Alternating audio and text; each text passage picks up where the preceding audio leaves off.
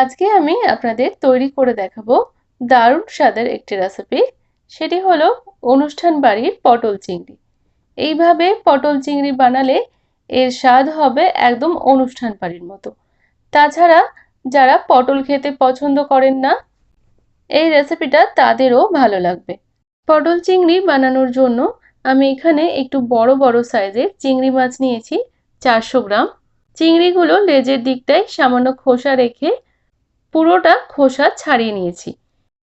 এখন এটাতে দিয়ে দেব হাফ টিস্পুন নুন ও প্রায় হাফ টিস্পুন হলুদ গুঁড়ো। নুন ও হলুদটা ভালোভাবে মেখে নেব। গ্যাসে একটা কড়াই বসিয়ে 3 টেবিলস্পুন সরষে তেল দিয়ে দিয়েছি। তেলটা ভালোভাবে গরম হয়ে গেলে দিয়ে দিচ্ছি একটু বড় বড় করে টুকরো করা পরিমাণ মতো আলু।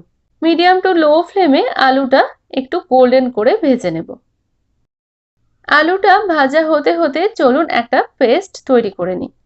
এখানে একটা মিক্সির কন্টেনারে নিয়ে নিচ্ছি 3টে মিডিয়াম সাইজের পেঁয়াজ টুকরো করা, দিয়ে দিচ্ছি 5-6 কোয়া রসুন, 1 ইঞ্চি মতো আদা কুচি করে নিয়েছি ও পরিমাণ মতো জল দিয়ে একটা পেস্ট করে নেব।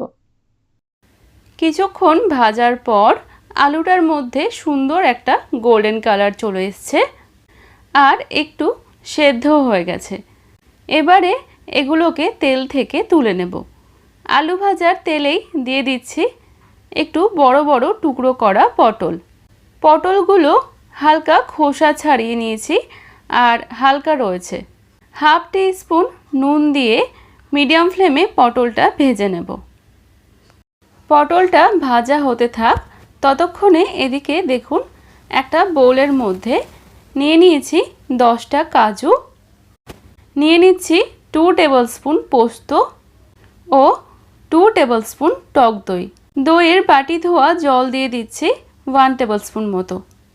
এগুলোকে ভালোভাবে মিশিয়ে ভিজতে দেব 15 মিনিট মতো, তারপর পেস্ট করে নেব। এদিকে পটলটা কিছুক্ষণ সময় নিয়ে ভেজে নিয়েছি। দেখুন পটলটার মধ্যে সুন্দর একটা লালচে কালার চলে এসছে। এবার এগুলোকে তেল থেকে তুলে নেব। একই তেলের মধ্যে দিয়ে দেব নুন হলুদ মাখা চিংড়িটা। চিংড়িটা হালকা করে ভেজে নেব। চিংড়িটা হালকা করে ভেজে নিয়েছি। এর থেকে বেশি ভাজলে চিংড়িগুলো শক্ত হয়ে যাবে। একই কড়াইতেই দিয়ে দিয়েছি আরও 2 টেবিলস্পুন সাদা তেল। তেলটা গরম হয়ে গেলে ফোড়নে দিয়ে দেব একটা তেজপাতা, 2টো ছোট এলাচ, 2টো লবঙ্গ ও হাফ টিস্পুন গোটা জিরে। ফোড়নটা খানিকক্ষণ নাড়াচাড়া করে নেব।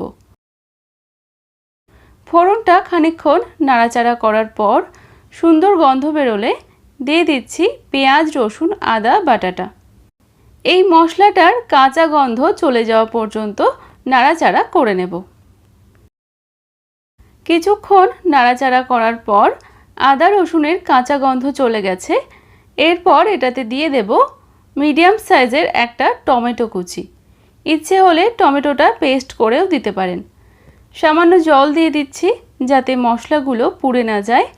তারপর দিয়ে দিচ্ছি স্বাদ মতো নুন, হলুদ গুঁড়ো 1 টিস্পুন, জিরে গুঁড়ো দিয়ে দিচ্ছি প্রায় 1.5 টিস্পুন, লঙ্কা গুঁড়ো 1/4 টিস্পুন, দিয়ে দিচ্ছি কাশ্মীরি লাল লঙ্কা গুঁড়ো 1 টিস্পুন।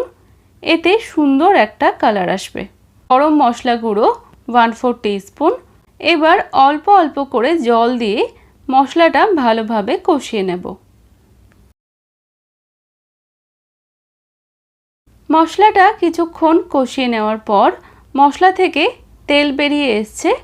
এবার এটাতে দিয়ে দিচ্ছি কাজু ও পোস্তর পেস্টটা। মিক্সির কন্টেনার ধুয়ে সামান্য জল দিয়ে দিচ্ছি। গ্যাসের আঁচটা মিডিয়াম টু লোয়ে রেখে এটাকে সময় নিয়ে কিছুক্ষণ কষিয়ে নেব।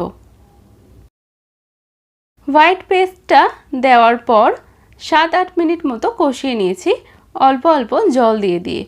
এবার এটাতে দিয়ে দেব ভেজে রাখা আলুগুলো। আলুগুলো মশলার সাথে 3-4 মিনিট মতো কষিয়ে নেব। মশলার সাথে আলুগুলো 3-4 মিনিট মতো কষিয়ে নিয়েছি। এতক্ষণে আলুটা সেদ্ধ হয়ে গেছে। এবার এটাতে দিয়ে দেব ভেজে রাখা পটলগুলো। বাটিতে লেগে থাকা তেলটা দিয়ে দিচ্ছি এবং ভেজে রাখা চিংড়িগুলো দিয়ে দিচ্ছি। পটল আর চিংড়িটা মিনিট 2 নাড়াচাড়া করে নেব। পটল আর চিংড়িটা দিয়ে 2 মিনিট মতো নাড়াচাড়া করে নিয়েছি।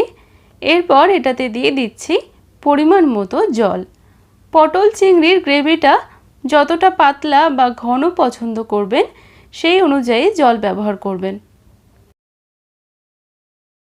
তারপর দিয়ে দিচ্ছি হাফ টিস্পুন চিনি ও 1/4 টিস্পুন গরম মশলা গুঁড়ো। একটু ভালোভাবে মিশিয়ে নেব আর দিয়ে দেব একটা কাঁচা লঙ্কা। এবার মিডিয়াম ফ্লেমে ঢাকা দিয়ে দেব 5 মিনিটের জন্য। 5 মিনিট পর ঢাকাটা খুলে নিচ্ছি। একটু নাড়াচাড়া করে নেব। পটল চিংড়িটা একদম রেডি হয়ে গেছে। এবার সবশেষে দিয়ে দেব প্রায় 1 টিস্পুন মতো ঘি। ঘিটা দিয়ে ভালোভাবে মিশিয়ে নেব এবং আঁচ বন্ধ করে ঢাকা দিয়ে রাখব 5 মিনিটের জন্য। আঁচ বন্ধ করে ঢাকা দেওয়ার 5 মিনিট পর পটল চিংড়িটা আমি সার্ভিং বোলে নিয়ে নিচ্ছি। আপনারাও আর দেরি না করে এইভাবে একবার বাড়িতে বানিয়ে দেখুন। আশা করি ভালো লাগবে। রেসিপিটি ভালো লাগলে লাইক, কমেন্ট ও শেয়ার করবেন। আজকের মতো এই পর্যন্তই। আবার দেখা হবে পরবর্তী রেসিপির সাথে। ভালো থাকবেন, সুস্থ থাকবেন।